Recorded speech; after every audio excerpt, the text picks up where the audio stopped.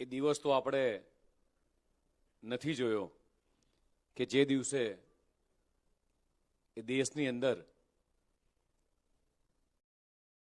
કટોકટી હતી, પણ આપણે એના સ્મશરણો તાજા કરવા માટે જ્યારે અહીંયા આ હોલમાં ઉપસ્થિત થાય છે, ત્યારે મંચ ઉપર ઉપસ્થિત શહેરના અધ્યક્ષ જયપ્રકાશભાઈ, વડોદરા જિલ્લાના અધ્યક્ષ બીજે બ્રહ્મભટ્ટ સાહેબ, એવી જ રીતે મહામંત્રી શ્રી હિતુભા, ઉપાધ્યક્ષ શ્રી પ્રજાપતિભાઈ, સરકારમાં સાથે ટીમમાં એવા બેન મંત્રીશ્રી મનીષાબેન, પ્રથમ નાગરિક મેયરશ્રી અને સૌ સિનિયર કાર્યકર્તા ભાઈઓ બહેનો, વિસાવાસીઓને સન્માન કરવાનો કાર્યક્રમ, આ 25 જૂનને યાદ કરવાનો દિવસ. રાજેન્દ્રભાઈ જોડે વાત કરતા કરતા કીધું મને કે હું આભાર માનું છું આ કાર્યકર્તાનો કે આજે 78 યર્સનો થયો છું, 23 વર્ષ પહેલા જેલમાં ગયો હતો. એવા તમામ મિસાવાસી કાર્યકર્તા કે જેમણે એ યાતનાઓ વેઠી છે, એવા રાજેન્દ્રભાઈ, જીતેન્દ્રભાઈ, ગિરધારીલાલજી, પરમાનંદજી, સુરેન્દ્રભાઈ, અતુલભાઈ, ઉત્સવભાઈ, અને આ લોકોનું પાછું જેમણે સન્માન કર્યું, જયાબેન હતા, લખાવાલાજી હતા, એન કે પટેલ હતા, જીતુભાઈ હતા, રાજુભાઈ હતા, આ બધા જ સિનિયર કાર્યકર્તાઓ. મેં હમણાં જીતુભાઈના ઘરે બેઠા એટલે ભરતભાઈને બધાને કીધું ભરતભાઈ, આ બધા જ લોકોની એક કાર્યકર્તાની જીવન સ્ટોરી એ બનવી જોઈએ કે દરેક જિલ્લામાં આ કાર્યકર્તા ક્યાંક ને ક્યાંક ઉંમરના કારણેથી લઈ સ્વાસ્થ્યના કારણે લઈને કદાચ એક્ટિવ ના રહ્યા હોય, પણ એમની સ્મરણો આપણી વચ્ચે છે. એ સ્મરણો યાદ કરવા માટે આ નવી પેઢી યાદ રાખે. સમગ્ર દેશ આ 25 જૂનને આ સંવિધાન હત્યા દિવસ તરીકે જ્યારે યાદ કરી રહ્યો છે, આજથી રાઈટ 51 વર્ષ પહેલા 25 જૂન 1975 ની કાળી રાત્રે જે ભારતની આત્મા પર જે પ્રહારો થયા હશે, આમ પરિકલ્પના કરી શકે છે એક સેકન્ડ માટે, પણ આંખ બંધ કરીને પરિકલ્પના કરીએ. કદાચ આજના વક્તવ્યને તમારે સાંભળવું હોય, સમજવું હોય, તો તમારે મનની અંદર તમારી મનોવ્યથાને તમારે 51 વર્ષ પાછળ લઈ જવી પડશે. આ કાર્યક્રમ પૂર્ણ થાય બાદ અહીંયા એક એક્ઝિબિશન પણ સરસ લગાવ્યું છે, હમણાં જ રાજેન્દ્રભાઈ અમે બધાએ ખુલ્લું મૂક્યું. એમ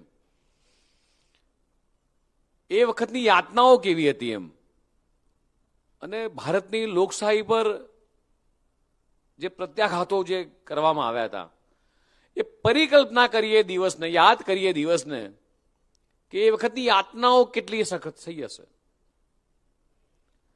અને જ્યારે દેશમાં કટોકટી લાગી, જેના નશોમાં લોકશાહીનું લોહી વહી રહ્યું હતું, એવા દિવસને ક્યારેય મિત્રો આપણે ભૂલી શકીએ એમ. દેશની 140 કરોડ જનતા ક્યારેય આ દિવસને ભૂલી ના શકે.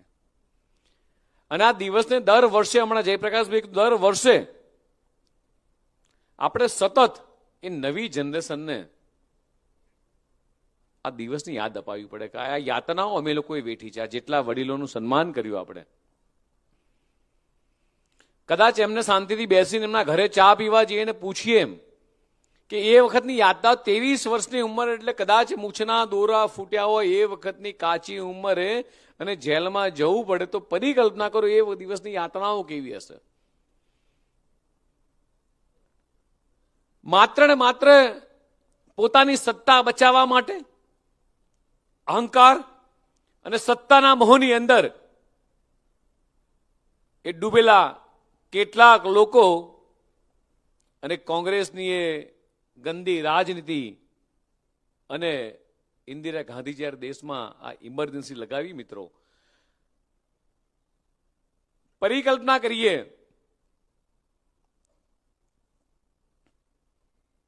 બંધારણની વાત કરતા એ લોકો, એમના મોઢે એ બંધારણ શબ્દ આજે ક્યારેય શોભતો નથી. આપણું બંધારણ બનાવવાની અંદર 2 વર્ષ 11 મહિના અને 18 દિવસ લાગ્યા હતા. 13 જેટલી વિવિધ સમિતિઓ રચાણી, 165 દિવસમાં અલગ અલગ 11 જેટલા સત્રો એ યોજાયા અને બંધારણની વિવિધ જોગવાઈઓ પર એ લાંબી ડિબેટો થઈ. તમને મને કદાચ આજે એવું લાગે છે કે બંધારણ તો એક સમિતિએ બનાવ્યું ને બંધારણ બની ગયું એમ, પણ 1100 કલાક અને 32 મિનિટ સુધી ચર્ચાઓ થઈ. 7 સભ્યોની આખી મુસદ્દા સમિતિએ એને અંતિમ સ્વરૂપ મિત્રો આપ્યું. વિશ્વની તમામ લોકશાહીના દેશોમાં બંધારણમાં સૌથી વધારે ચર્ચાઓ થઈ હોય બલિદાન તપસ્યાથી બનેલું બંધારણ તો મિત્રો એ આપણું ભારતનું આ બંધારણ છે. રસોડાના કેબિનેટના આદેશથી 1 મિનિટની અંદર એને આખું નકારી કાઢવામાં આવે, આનાથી મોટી મિત્રો એ દુઃખદ ઘટના કઈ હોઈ શકે? આ વિવાદની શરૂઆત ક્યાંથી થઈ? જ્યાં સુધી આપણે આ વિવાદને નહીં સમજીએ ત્યાં સુધી આપણને ખબર નહીં પડે કે આ વિવાદની શરૂઆત ક્યાંથી થઈ. 1971 ની અંદર લોકસભાની ચૂંટણીમાં ઇન્દિરા ગાંધી ઉત્તર પ્રદેશની રાયબરેલી બેઠક પરથી એ મોટા માર્જિનથી ચૂંટણી જીત્યા અને તેમની સામે સંયુક્ત સોશિયાલિસ્ટ પાર્ટીના નેતા રાજ નારાયણ એ ચૂંટણી લડી રહ્યા હતા અને ખૂબ મોટા માર્જિનથી એમની હાર થઈ. ચૂંટણીના પરિણામ બાદ રાજ નારાયણજીએ અલ્હાબાદ હાઈકોર્ટમાં એક કેસ દાખલ કર્યો અને આરોપ એ હતો ઇન્દિરા ગાંધી ઉપર કે એમણે સરકારની તમામ મશીનરીઓ આ ચૂંટણી જીતવા માટે એ કામે લગાડી, મતદારોને બેફામ પૈસા આપ્યા, લખલૂટ ખર્ચ કર્યો. આ 1971 ની વાત કરું છું, એટલે મારા પણ જન્મ પહેલાની મિત્રો. અહીંયા તમારા મારા જેવા કેટલાય લોકો હશે કે કદાચ આપણો જન્મ થયો નહીં એ વખતની આ વાત છે. અને એ પરિસ્થિતિની પરિકલ્પના કરો, આપણે ખૂબ નજીકથી પશ્ચિમ બંગાળનું ઇલેક્શન જોઈએ છે અને પશ્ચિમ બંગાળના ઇલેક્શનમાં આપણા કાર્યકર્તાઓ જે યાતનાઓ વેઠી અને ભારત માતાની જયઘોષ કરતા કરતા જ્યારે અહીંયા સુધી પહોંચ્યા ત્યારે જીતના દિવસે કેટલાય કાર્યકર્તા અને જેણે કાર્યકર્તાઓ બલિદાન આપ્યું, કાર્યકર્તાના આંખમાં આંસુ હતા, પરિવારના આંખમાં આંસુ હતા કે આ દિવસ જોવા માટે અમારા પરિવારે વર્ષોથી ઝંખના હતી. એ વખતે મિત્રો હતી અને તમામ પ્રકારનો સરકારી દુરુપયોગ કરી અને ચૂંટણી જ્યારે ઇન્દિરા ગાંધી જીત્યા હશે અને અલ્હાબાદ હાઈકોર્ટે જ્યારે ચુકાદો આપ્યો અને કરપ્ટ પાર્ટીને દોષી ઠેરાવ્યા અને ઇન્દિરા ગાંધી 1971 ની ચૂંટણીની ગેરકાયદેસર જાહેર કરી અને તેમનું સંસદ પદ એ વખતે જ્યારે રદ થયું, આ કહાનીનો ટર્નિંગ પોઈન્ટ મિત્રો આવે છે. અને આગામી 6 વર્ષ સુધી તે પોતે ચૂંટણી નહીં લડી શકે આવું જ્યારે કોર્ટે ઠેરવ્યું, એટલે આ વખતે કદાચ તમે લોકોએ જોયું હશે પશ્ચિમ બંગાળનું ઇલેક્શનનો રિઝલ્ટનો દિવસ એક બાજુ આંકડાઓ બધા બદલાતા હતા અને કદાચ ટીવીમાં બરોબર યાદ સાંજના 4 કે 5 વાગે ભરતભાઈ જે રીતે મમતા બેનર્જી બે બાકડા થઈ અને ગાડીમાંથી દોડતા હતા જ્યાં મતગણતરી થતી હતી અને જે રીતે બે બાકડા થઈને ગુસ્સે ભરાયેલા હતા એમનું આપણે એ સ્વરૂપ જોયું છે. એમને તો એવું હતું ક્યારે હું ચૂંટણી હારી જ ના શકું અને આવો જ ઘમંડ, આવું જ અભિમાન એ વખતે ઇન્દિરા ગાંધીને હતું કે મને કોર્ટે આ ચુકાદો આપ્યો અને 24 જૂને સુપ્રીમ કોર્ટે કહ્યું કે ઇન્દિરા ગાંધી વડાપ્રધાન પર રહી શકશે નહીં, સાંસદ તરીકેની કાર્યવાહીમાં મતદાન કરી શકશે નહીં. પરિકલ્પના કરો કે દેશના વડાપ્રધાનને આ પ્રકારનો જ્યારે હાઈકોર્ટ ચુકાદો આપે ત્યારે એક સેકન્ડ માટે પણ પરિકલ્પના કરી જો કે તમે કહું એ જગ્યાએ હોઈએ જ્યારે આપણને હાઈકોર્ટ આવું કે ત્યારે પગ નીચેથી ધોળા દિવસે જમીન સરકી જાય. ઇન્દિરા ગાંધીના પગના નીચેથી જમીન સરકી ગઈ મિત્રો. અને સુપ્રીમ કોર્ટના ચુકાદાના બીજા દિવસે એટલે 25 જૂને દિલ્હીના રામલીલા મેદાનમાં વિપક્ષી નેતા એ જયપ્રકાશ નારાયણે એક વિશાળ રેલી કરી. ઇન્દિરા ગાંધીના રાજીનામાની માંગ સાથે એ દેશવ્યાપી આંદોલનની એ જાહેરાત કરી. આપણે આ બધા જ ચિત્રો રિપીટેડ જોઈએ છીએ. જ્યારે અને આ ઘટના સાથે સરખાવતો નથી, ખાલી એક્ઝામ્પલ્સ આપું છું કે મમતા બેનર્જીએ ચૂંટણી હાર્યા પછી કીધું કે હું રાજીનામું નહીં આપું. એ ઘટનાને ખાલી યાદ કરો અને એ વખતની 1975ની ઘટનાને યાદ કરો. કેટલી બધી સિમિલર ઘટનાઓ છે. અને પોતાની સત્તા પર સંકટ જોઈ આંદોલનને દબાવવા માટે ઇન્દિરા ગાંધીએ 25 જૂનની કાળી રાતે સુમસામ અંધેરા થા અને ત્યારે તત્કાલીન રાષ્ટ્રપતિ ફખરુદ્દીન અલી મોહમ્મદ પાસે સહી કરાઈ અને દેશમાં એ રાષ્ટ્રીય કટોકટી એ લાગુ કરી. આપણા ફંડામેન્ટલ રાઇટ્સ તમામ પ્રકારના સસ્પેન્ડ કરી દેવામાં આવ્યા અને રાત્રે ઇમરજન્સી જ્યારે લગાવવામાં આવી અને કેબિનેટ બીજા દિવસે સવારે એ વહેલી સવારે કેબિનેટ બોલાવવામાં આવી. અને જુઓ તો ખરા કેટલી મોટી મજાક આ બંધારણ સાથે, આ દેશની જનતા સાથે ક્યારેય કલ્પના કરી શકીએ? અને જેનું આપણે હમણાં સાલ ઉઠાડીને સન્માન કર્યું, આખા દેશની અંદર 1 લાખ કરતા વધારે લોકોને એ મીસા અંતર્ગત, મીસાના એક્ટ અંતર્ગત એમને જેલમાં નાખી દીધા. એટલે આપણે એમને મીસાવાસી કહીએ છીએ. Maintenance of internal security act, MISA એટલે મેન્ટેનન્સ ઓફ સિક્યુરિટી એક્ટ. આ કાયદા હેઠળ પોલીસ વહીવટી તંત્રને કોઈ પણ વ્યક્તિની એ વોરંટ વગર એ ધરપકડ કરવાની એ વ્યાપક સત્તાઓ આ એક્ટની અંદર મળેલી હતી. કોઈ પણ વ્યક્તિ રસ્તે જતો હોય એને ધરપકડ કરી શકે, કોઈ પણ સંગઠન હોય, કોઈ પણ એનજીઓ, કોઈ પણ સામાજિક સંસ્થા હોય, કોઈ પણ રાજનેતા હોય. અને કદાચ નીચે તમે પ્રદર્શનીમાં ફરશો તમને જે ચિત્ર ખ્યાલ આવશે કે માન્ય આજના આપણા પ્રધાનમંત્રી માન્ય મોદી સાહેબ કેટલા પ્રકારના એ વેશ બદલી અને એ દેશના અલગ અલગ એટલે રાજ્યોમાં એ ફરતા હતા. આ ધરપકડ કરાયેલી વ્યક્તિને કોર્ટમાં પડકાર કરવાનો કે જામીન મેળવવાનો કોઈ જ અધિકાર નહીં. કટોકટી દરમિયાન આ કાયદોનો સૌથી વધારે દુરુપયોગ મિત્રો એ વખતે થયો. મીડિયા પર મીડિયાને બોલવાની છૂટ નહીં. મીડિયાના મિત્રો કદાચ અહીંયા હાજર હશે. એ વખતે મીડિયાને કશું જ કોઈ બોલવાની છૂટ નહીં. મીડિયા કશું છાપી શકે નહીં, કશું ટીવીમાં ચલાવી શકે નહીં, કશું જ લખી શકે નહીં. કિશોર કુમારે એમની પાર્ટીના એક કાર્યક્રમમાં ગીત ગાવાની ના પાડી હતી. કિશોર કુમારની પણ ધરપકડ થઈ હતી. લોકો ગાય કિશોર કુમારની. છાપા, મેગેઝિન,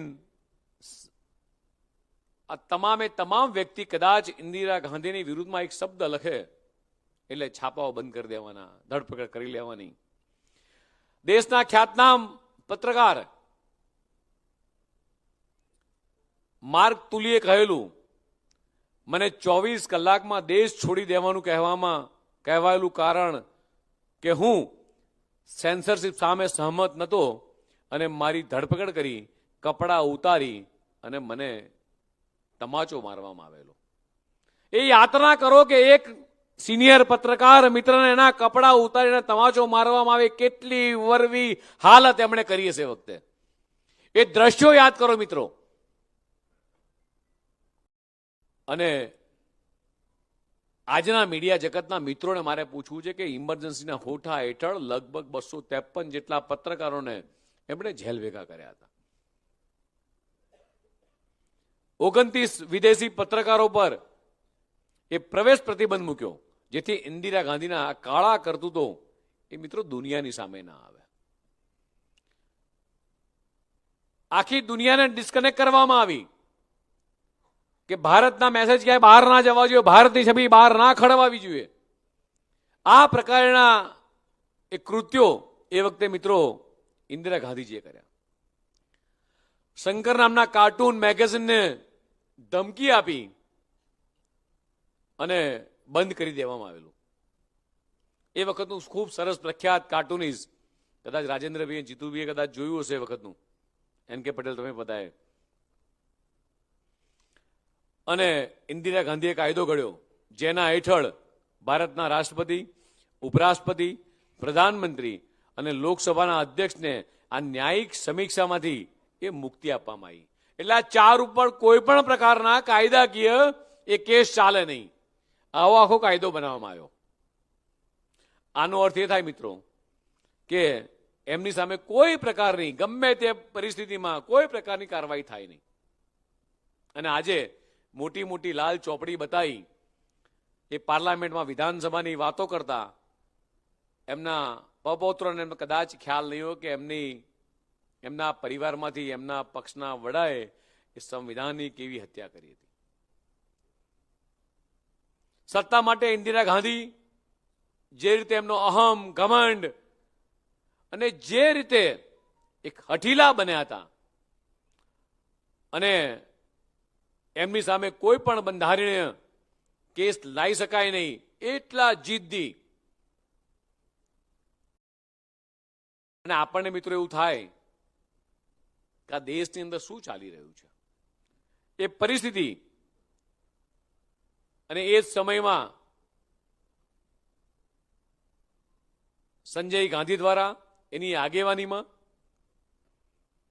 એક સ્લોગન આવ્યું અને નસબંધી જેવા કાર્યક્રમો જનસંખ્યા નિયંત્રણના નામે એ કેટલાય લોકો પર એ જબરજસ્તી ગુજારી અને વ્યાપક નારાજગી ફેલાઈ આખા દેશની અંદર. કેટલાય લોકોની નસબંધી કરી નાખી.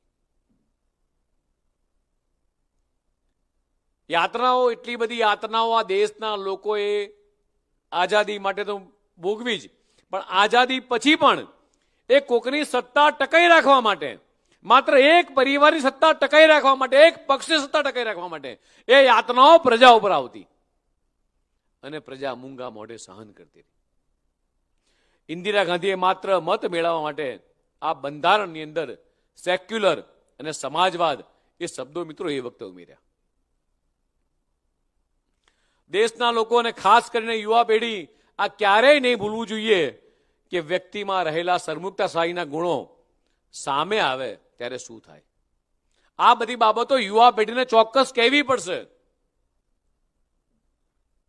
કઈ પ્રકારનું શાસન જેણે 2001 પછી જેણે જન્મ લીધો છે, આ સમૃદ્ધ ગુજરાત જેણે જોયું છે, આ વિકસિત ભારતની દિશામાં જ્યારે ભારત આગળ વધી રહ્યું છે, ભારત જેણે જોયું છે, દેશના યશસ્વી પ્રધાનમંત્રી માનનીય મોદી સાહેબનું જે સપનાવાળું વિકસિત ભારત જે લોકોએ જોયું છે, એના યાતનાઓની ખબર નથી. આ નવી પેઢીને યાતનાઓની ખબર નથી. એને તો એવું છે કે આ બધું જ વસ્તુ એ વર્ષોથી આવી, દેશ આઝાદ થયો ત્યારથી આવું છે. અને આજે હું બંધારણનો ઉપયોગ કરનારાને પૂછું છું કે તમારા વડવાઓએ આ બંધારણનું અપમાન કેટલી વખત કર્યું? શું કટોકટીની ઘોષણા એ પહેલા સંસદની સંમતિ લેવામાં આવી હતી? શું મંત્રીમંડળની બેઠક બોલાવવામાં આવી એ કોઈને પૂછવામાં આવ્યું હતું? શું દેશવાસીઓને વિપક્ષને વિશ્વાસમાં લેવામાં આવ્યા હતા? બધામાં આવશે ના. તો પછી બંધારણની વાત શેના માટે કરો છો તમે લોકો? તમારા મોઢે બંધારણની વાત ક્યારેય કદી સોંપતી નથી. અને બંધારણની માત્ર મોટી મોટી વાતો કરવાની, પાર્લામેન્ટની અંદર લાલ ચોપડી બતાવી અને પ્રજાને ભરમાવવાના પ્રયાસ કરવાના. આજે આઝાદીના 75 વર્ષ પછી પણ આ દેશની જનતા તમને ક્યારેય માફ નહીં કરે મિત્રો.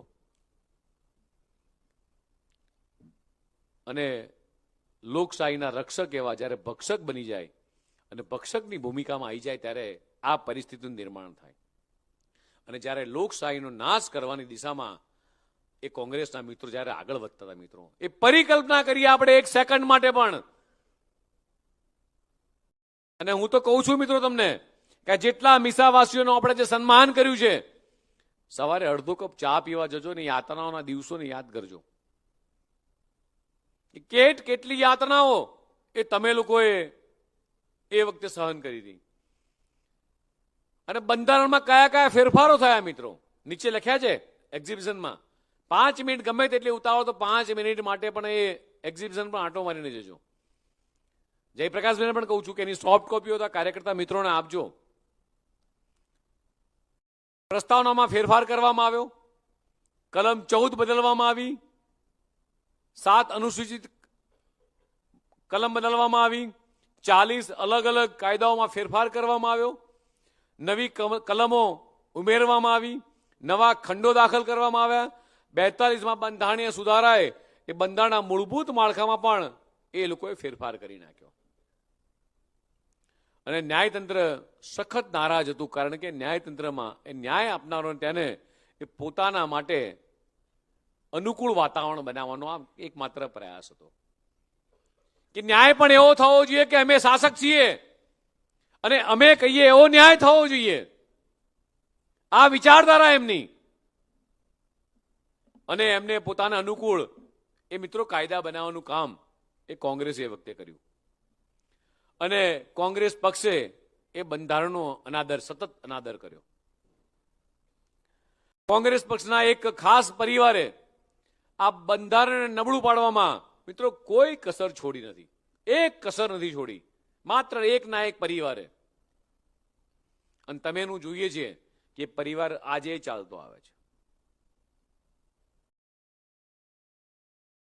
દરેક તબક્કે આ પરિવારે બંધારણને સતત પડકાર્યો છે. બંધારણને નુકસાન કર્યું, સાથે સાથે દેશને નુકસાન કર્યું, દેશની લોકશાહીને નુકસાન કર્યું મિત્રો. આ દેશની જનતાને નુકસાન કર્યું, આપણી આખી સિસ્ટમને નુકસાન કર્યું. તો શું આનો જવાબ એ ક્યારેય આ દેશની જનતા નહીં માંગે? અન્ય રાજ્યોમાં તમે જાઓ ત્યારે તમને ખ્યાલ આવે પરિસ્થિતિનો. તમે ખૂબ સારા વાતાવરણમાં ગુજરાતમાં જીવી રહ્યા છો. અહીંયાથી કેટલાય કાર્યકર્તાઓ છે જે અન્ય રાજ્યોમાં જ્યારે ચૂંટણી માટે જાય ત્યારે ત્યાંના કાર્યકર્તાની પરિસ્થિતિ, વેદના જોઈ છે એમણે. તમે આ ગળામાં જે ખેસ પહેરો છે, ખેસ પહેરીને ફરી ના શકો એ પરિસ્થિતિ મિત્રો એ દેશના ઘણા રાજ્યોની અંદર છે. એ માત્ર ને માત્ર પાપ હોય તો કોંગ્રેસનું પાપ છે. અને બંધારણીય સુધારા માટે જાણે અમૃત અતૃપ્ત ભૂખ એમણે વિકસાવ્યું. વારંવાર રાજકીય એજન્ડાને સેટ કરવા સિવાય કોઈ જ કામ નહીં. માત્ર રાજકીય એજન્ડા સેટ કરવાના અને પોતાના અનુરૂપ બંધારણ બનાવવાનું કામ. લગભગ 6 દાયકામાં અત્યાર સુધી 75 વખત આ કોંગ્રેસી મિત્રો સુધારા કરવામાં આવ્યા છે.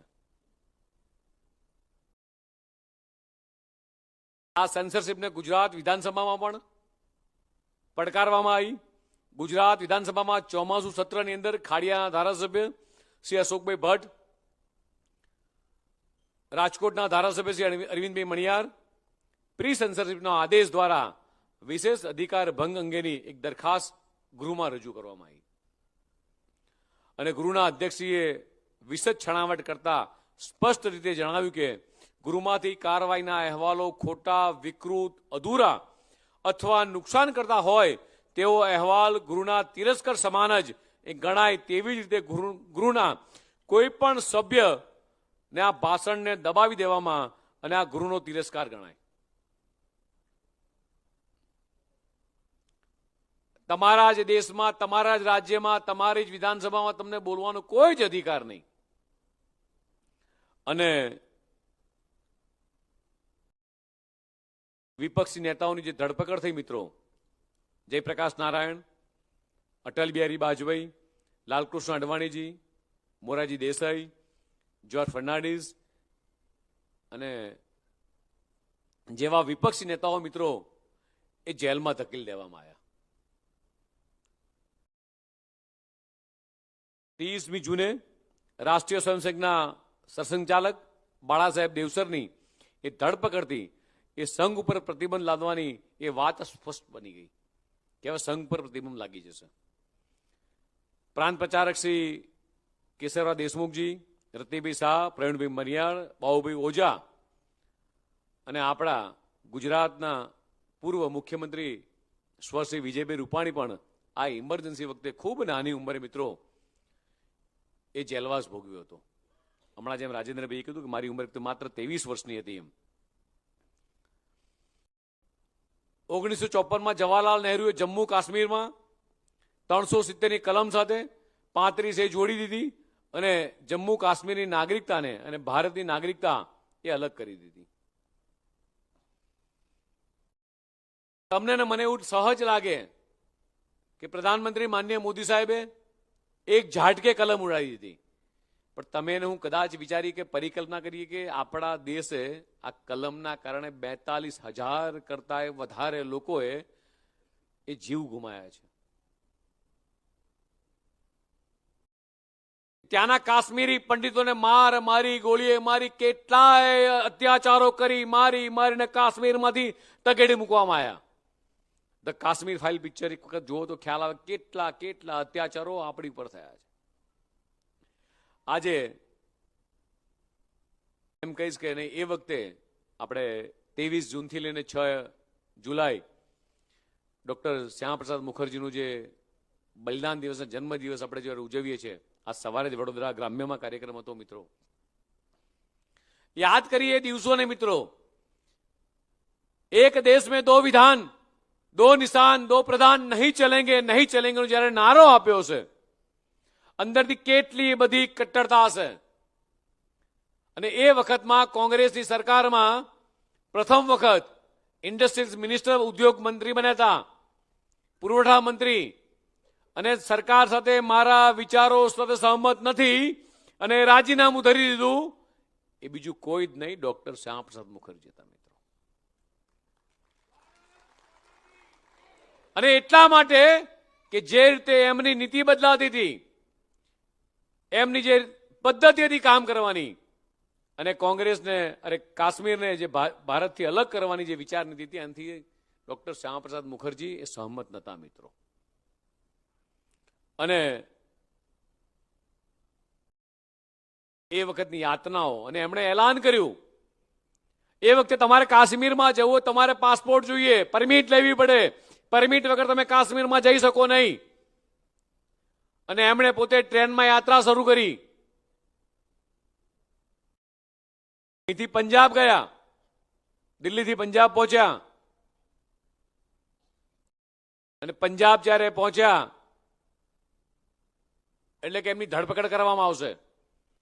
ત્યાં જ સ્ટ્રેટેજી બદલાણી કે એમને કાશ્મીર સુધી જવા દો. એ વખત આપણા સંજાલજીએ મેસેજ આપ્યા કે શ્યામપ્રસાદજી તમે કાશ્મીર જશો નહીં. પણ એ મેસેજ પહોંચે પહેલા તો કાશ્મીર જવા, જમ્મુ જવા રવાના થઈ ગયા હતા. અને કાશ્મીર જવા દેવાની વ્યૂહરચના કોંગ્રેસના નેતાઓને એટલા માટે હતી કારણ કે ત્યાં આગળ ભારતનું સંવિધાન એ લાગુ નહોતું પડતું. જો કદાચ પંજાબમાં ધરપકડ થઈ હોત તો પંજાબની કોર્ટમાં કેસ ચાલ્યો હોત અને એ કેસમાં કદાચ જામીન મળ્યા હોત, છુટકારો થયો હોત. પણ ખબર હતી કોંગ્રેસના નેતાઓને કે કાશ્મીરની અંદર જો કદાચ કેસ ચાલશે તો ત્યાં આપણે એમનું ચાલવા નહીં દઈએ. અને જેવા જ કાશ્મીરમાં ગયા, પગ મૂક્યો અને ત્યાં જ ધરપકડ થઈ. એક દૂર અવાવરું જગ્યાએ એક નાની ઝોપડીની અંદર એમને કેદ કરવામાં આવ્યા. ફરી કલ્પના કરો કે જે પરિવારનો, સુખી સંપન્ન પરિવારનો દીકરો, એના ફાધર એ વખતે બેરિસ્ટર કલકત્તાની અંદર, એ પોતે લંડનમાં બેરિસ્ટર ભણ્યા, વકીલ થયા, દેશમાં ઉદ્યોગ મંત્રી બન્યા, અને એ વ્યક્તિને જ્યારે જેલમાં જવું પડે, યાતનાઓ કલ્પના કરી શકીએ છીએ આપણે?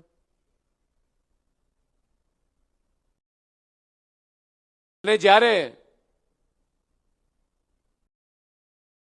એમનું શબ મળ્યું એક મૃત હાલતની અંદર, એ છેલ્લા શબ્દો એમને કદાચ દીકરીએ કોઈક મીડિયાવાળાને આપ્યા હતા, કીધા હતા કે જ્યારે મૃત્યુ પામ્યા ત્યારે એવું કહેતા હતા કે મને એક ઇન્જેક્શન આપવામાં આવ્યું હતું, મારા આખા શરીરની અંદર અગન જ્વાળાઓ થાય એટલી બધી બળતરા થતી હતી, મારાથી બિલકુલ સહન થતું નહોતું.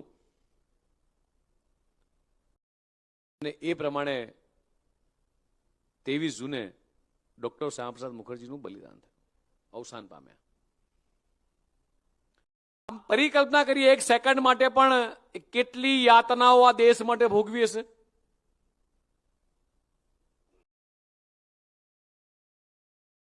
અત્યારે 125 વર્ષની એમની જન્મજયંતિ આપણે પશ્ચિમ બંગાળમાં ઉજવી રહ્યા છીએ, અને જ્યાં જ્યાં એ ગયા એવા અલગ અલગ રાજ્યોમાં પણ 125 ફૂટ હાઇટની ડોક્ટર શ્યામાપ્રસાદ મુખર્જીની સ્ટેચ્યુ પણ ત્યાં પશ્ચિમ બંગાળમાં, જેમનું સપનું હતું. અને સેલ્યુટ છે આપણા એ પશ્ચિમ બંગાળના કાર્યકર્તાઓને, જેમણે યાતનાઓ વેઠીને પણ આ વખતે સરકાર મિત્રો બનાવી છે.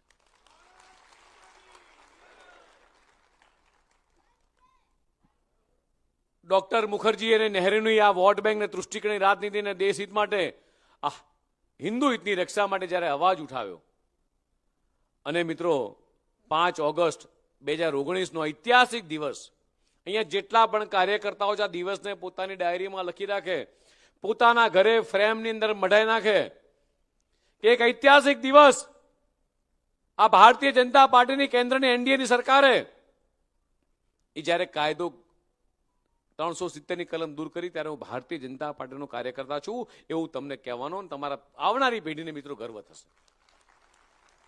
અને કાશ્મીરમાંથી 370 અને 35 એની કલમ હંમેશા માટે એ મિત્રો આપણે નાબૂદ કરી, અને ડોક્ટર શ્યામાપ્રસાદ મુખર્જીનું અધૂરું સપનું એ આજે પૂરું થયું છે. અને આજે આપણે સૌ ગર્વથી કહીએ છીએ મિત્રો, જહાં હુએ બલિદાન મુખર્જી, સારા કા સારા. આ સ્લોગન મિત્રો આપણે ગર્વથી છાતી ખોલીને કહીએ છીએ. અને લાલ ચોકથી લઈ લદ્દાખ સુધી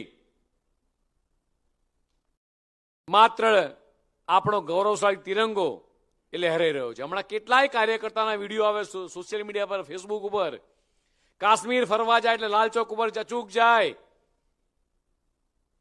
અને તિરંગો ફેરકાતો એનો પોતાનો વિડીયો બતાવે, અને ત્યાં આગળ વિડીયો પોસ્ટ કરે કે હું એ જ કાશ્મીરમાં છું જે કાશ્મીર વર્ષો પહેલા ગુલામ હતું, અને આઝાદ કાશ્મીરની અંદર જ હું ફરી રહ્યો છું. જ્યારે 370ની કલમ હટાવવાની વાત થઈ ત્યારે કોંગ્રેસના નેતાઓ શું કહેતા હતા? 370 કો હાથ લગાઓગે ખૂન કી નદિયા બહેગી. અને એ જ દિવસે સાંજે અજીત દોવાલે ત્યાં ચાની કીટલી ઉપર ચા પીધી હતી.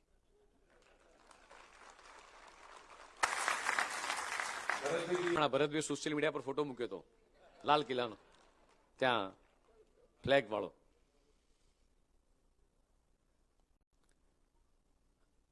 મોદીજી અને કટોકટી મિત્રો, નવનિર્માણ આંદોલન હોય, કટોકટી વિરુદ્ધની ભૂગર્ભ ચળવળ હોય, કે પ્રશ્ન સામાજિક ન્યાયનો હોય, કે કિસાનોનો અધિકારનો હોય, માન્ય મોદીજીનું સંઘર્ષમય વ્યક્તિત્વ હંમેશા એ મિત્રો મોખરે રહ્યું છે.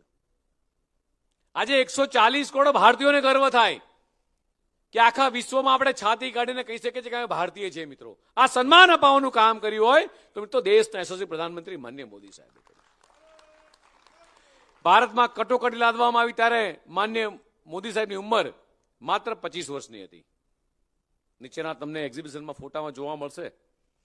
અને એમની આયોજન અને સંગઠનની શક્તિને પરિચિત એ સંઘે કોટી દરમિયાન આ કટોકટી દરમિયાન એ ભૂગર્ભ ચળવળને વેગ આપવા એ પ્રાંતના સંગઠન તરીકે એ નરેન્દ્ર મોદીજીને મિત્રો એ વખતે જવાબદારી સોંપવામાં આવી હતી. મોદીજી પર ધરપકડનું વોરંટ હતું. જો કે પોલીસ એમને શોધતી રહી, પણ કટોકટી હટી નહીં ત્યાં સુધી એ પકડાયા નતા. અલગ અલગ વેશભૂષા કરી અને સતત ક્યાંક ને ક્યાંક ફરતા રહેતા હતા.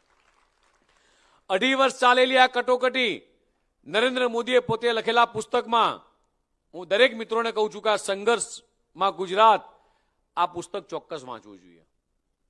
અને વિસ્તૃત રીતે આખી જ આ બધી જ બાબતોને વર્ણવી છે. મિત્રો, આ ઇમરજન્સી એ તાનાશાહીનું એક ચોક્કસ એ ઉદાહરણ હતું, જેનો કલંક એ કોંગ્રેસ એ ક્યારેય નહીં ધોઈ શકે, ક્યારેય નહીં.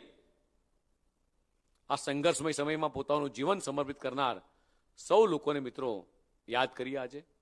અને અંતમાં એવું કહીશ, भारत कोई भूमि का टुकड़ा नहीं है, ये जीता जागता राष्ट्र पुरुष है. ये चंदन की धरती है, ये अभिनंदन की भूमि है, ये अर्पण की भूमि है, तर्पण की भूमि है. इसकी नदी नदी में हमारे लिए गंगा है, इसका कंकर कंकर हमारे लिए शंकर है. हम जिएंगे तो इस भारत के लिए और मरेंगे तो इस भारत के लिए.